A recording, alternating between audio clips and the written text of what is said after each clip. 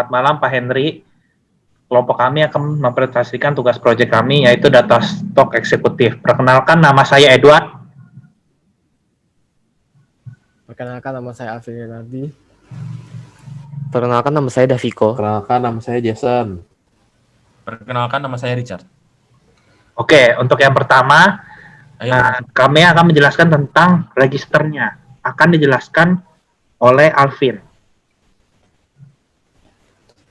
Ya, jadi pada register, user akan harus menginput yang pertama adalah name. Pada name tersebut bebas untuk diisi apapun. Contoh yang akan kami gunakan adalah Edward. Setelah name, kita harus mengisi yang namanya email address. Di email address ini kita harus yang intinya harus ada di dalamnya. Seperti contohnya edward@gmail.com.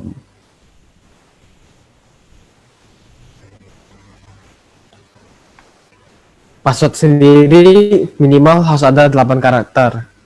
Dan dalam karakter itu bebas isinya apapun. Oleh karena itu, misalnya kita akan isi 1-8.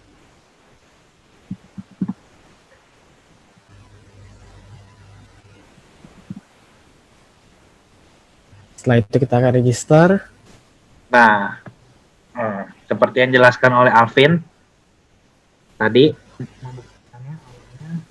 usernya, database-nya masih kosong ya. Nih, kita refresh, juga masih kosong.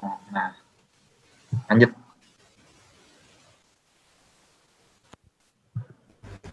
Oke, jadi setelah kita klik register, maka itu akan masuk ke dalam database-nya. Nah, pembuktiannya adalah kita refresh.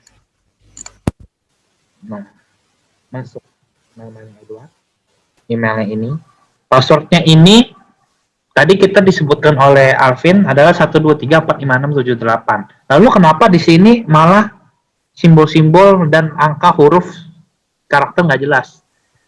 Karena di codingannya itu menggunakan hashing, jadi tidak gampang untuk dihack. Seperti itulah bahasa sederhananya. Nah, di sini sudah terbukti ya, kalau ini masuk ke database, MVC-nya berarti sinkron satu sama lain valid. Nah, selanjutnya kita misalkan tadi sudah ada usernya nih. Sekarang kita mau coba ke menu loginnya. Nah, untuk menu loginnya itu akan dijelaskan oleh Richard. Ya, jadi untuk menu loginnya ini kita menggunakan sistem login biasa, yaitu menggunakan email address. Jadi tadi kan kita sudah memasukkan email address. Kenapa kita pakai email address? Karena email address itu harus unik. Jadi kayak akan lebih aman menggunakan email address. Gitu. Jadi kita akan masukkan email address yang tadi kita sudah masukkan, yaitu edward@gmail.com. Kemudian tentunya perlu password untuk keamanan, yaitu 123456778 seperti yang tadi setelah dimasukkan. Nah, betul sekali yang Richard jelaskan. Harusnya begitu kita login harusnya berhasil ya. Nah, oke, berarti tadi kita udah coba logout dan login lagi, berhasil lagi ya. Nah, sekarang juga sudah terlihat begitu kita masuk tadi register atau login ulang, namanya muncul nih. Sesuai nama yang tadi kita ituin, Edward, misalkan tadi. Sesuai name yang kita register tadi. Kalau registernya nama Anda, berarti nama Anda yang muncul. Seperti itu ya. Nah, selanjutnya, berkaitan Laravel pasti tidak jauh dari yang namanya CRUD, yaitu Create, Update, Delete.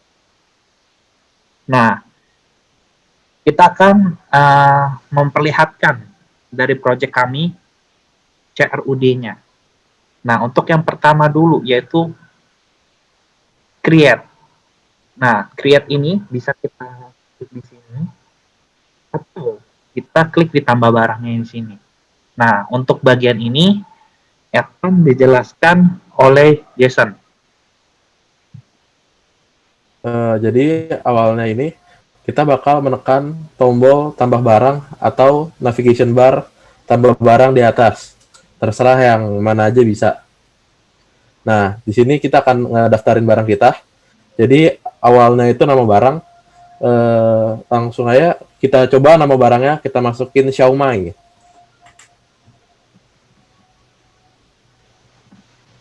Nah, terus jenis barangnya dia itu smartphone.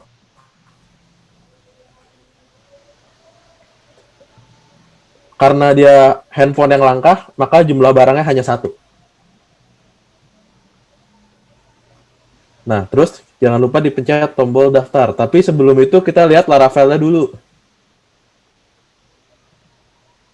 Nah, bisa dilihat ini database barangnya di table barang masih kosong, semuanya masih belum ada apa-apa.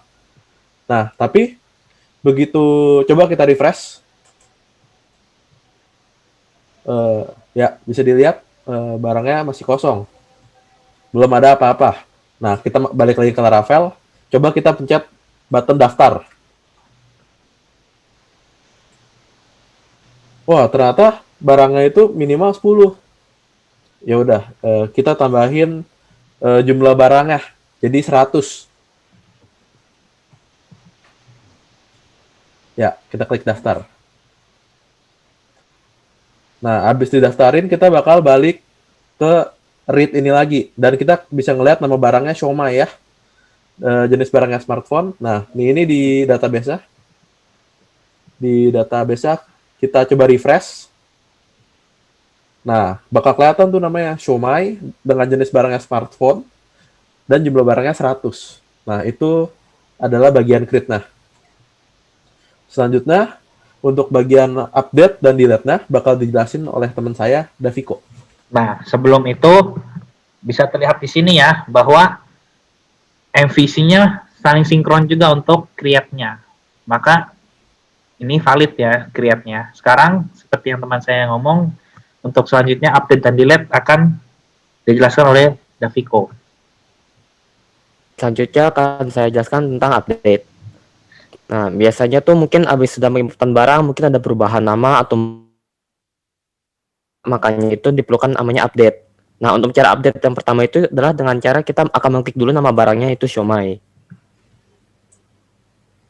Nah, diklik.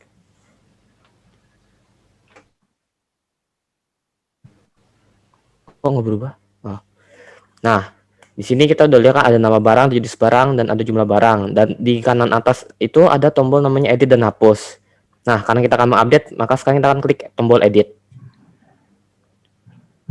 Nah, di sini misalnya anggap aja kita nih salah nama nih, namanya Xiaomi, jenisnya barang kan smartphone. Padahal harusnya tuh misalnya makanan. Kita ubah jenis barang jadi makanan. Karena masa Xiaomi HP gitu. Nah, jumlah barangnya kita anggap aja 100 tetap. Nah, maka sekarang kita akan klik update. Nah, sebelum itu tadi kita lihat dari sini ya bahwa di database-nya begitu kita refresh masih sama ya, nggak kita manipulasi. Nah, begitu tadi kita update.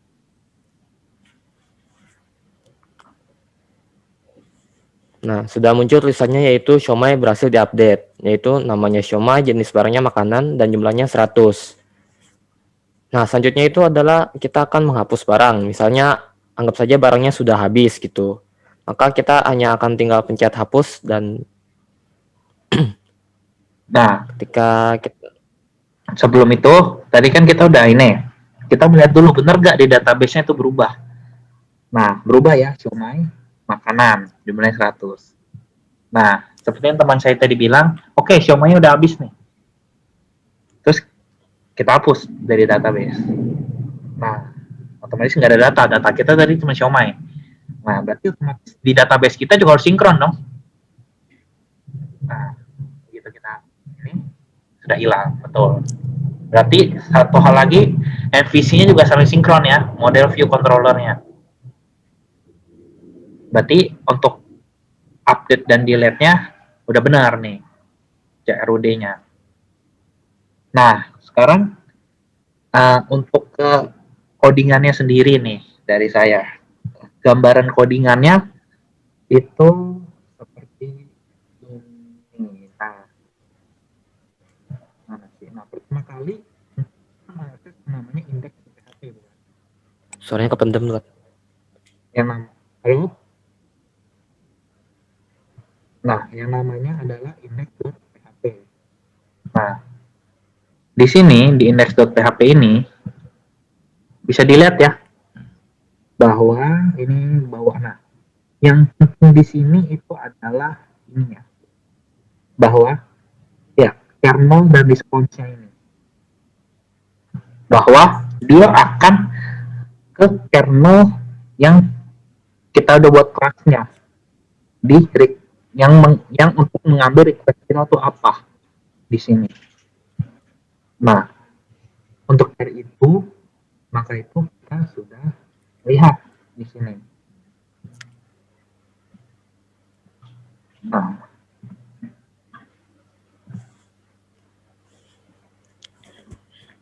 mana sih? Nah, kernel. Inilah yang akan dipanggil kernelnya ini.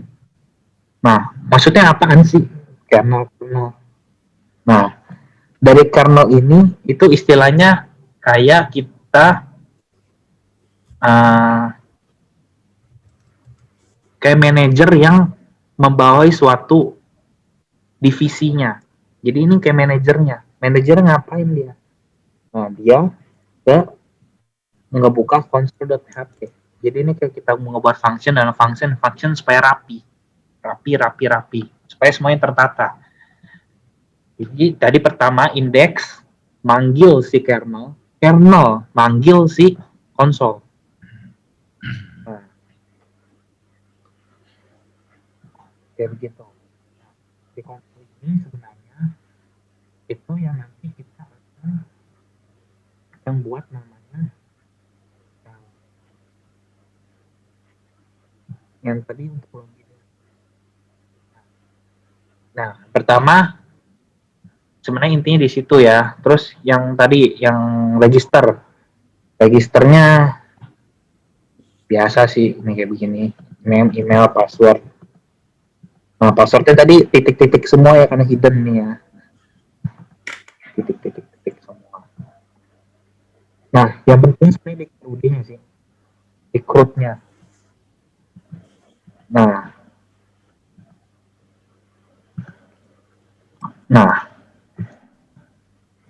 mana sih tadi?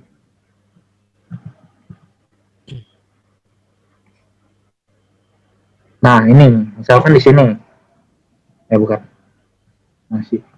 Nah, create. Nah, create-nya di sini itu ya begini. Oke, ini harusnya dia pendaftarannya barang, ya. Terus ininya nama barang. Nah, ya begitu ya.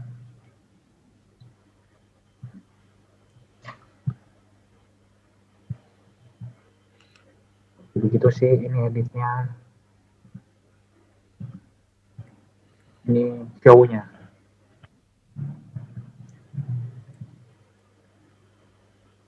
Udah. Ya begitu aja sih sebenarnya. Tuh di konsol yang tadi kayak begini konsol. Kurang lebih begitu sih codingannya. Jadi intinya tuh kita di model view dan controllernya tuh kita ini controllernya sama middleware-nya ini itu untuk yang misalkan validasinya. Middleware itu maksudnya apa sih? Misalkan di controller kita ada yang namanya login. Nah, login tentu ada yang namanya salah password bukan, atau yang datanya tidak itu. Nah, itu nanti yang diituin di validasinya tuh di sini. Lihat di sini. Dia ngituin request-nya segala. Apakah benar nih namanya ada? Terus kita string-stringnya. Jadi ini sebagai kayak functionnya validasinya. Lalu apakah middleware ini boleh langsung dipakai di controller? Tentu boleh. Tapi itu jadi kayak kelihatan lebih kotor codingannya. Tapi kalau kita buat middleware dan controller dipisahin, maka itu akan lebih rapi. Jadi istilahnya controllernya kita buat logic untuk misalkan login, di loginnya itu ada logic lagi, kita pisahin. Maksudnya apa validasi di loginnya misalnya. Itu kita dinamakan dengan middleware. jadi supaya rapi. Nah, sesuai yang kita ketentukan juga, memakai yang namanya bootstrap di sini ya. Nah, aduh, kok nggak mau? Aduh, oh iya, salah. Nah, kayak begitu. Untuk database-nya sendiri ada 4 ya. Tuh, create user-nya. Tuh. Makanya tadi di database-nya, kenapa bisa ada waktunya sih? Misalkan kita tahu tanggal 14 dia, bulan September, dari sini nih. Timestamp. Kayak begitu.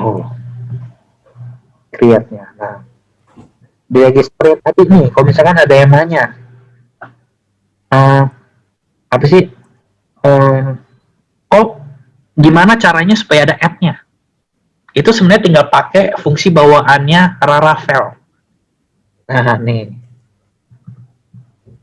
Nanti tuh tinggal, nih, unik ini nih. Benar yang tadi kata si teman saya Richard ngomong, email ini sebenarnya unik.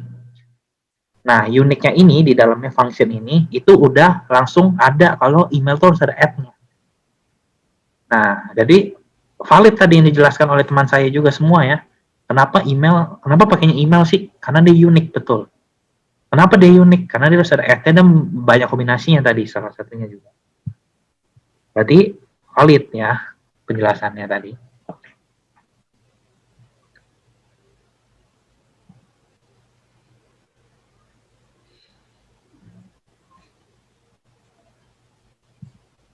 Nah, ini kalau yang ngebuat database-nya sih barangnya.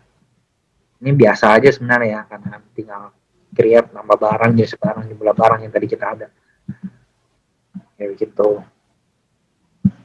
Nah, kurang lebih seperti itu aja sih penjelasan dari kelompok kami mengenai apa yang kami sudah jelaskan, dan bukti-buktinya dari codingan kami berdasarkan codingan di buktinya tadi, misalkan tadi unik, misalkan emailnya, terus tadi di database-nya MVC juga udah sinkron, kami udah jelaskan semua dan kami sudah buktikan. Oke. Sekian presentasi dari kelompok kami, terima kasih, mohon maaf bila ada kesalahan kata.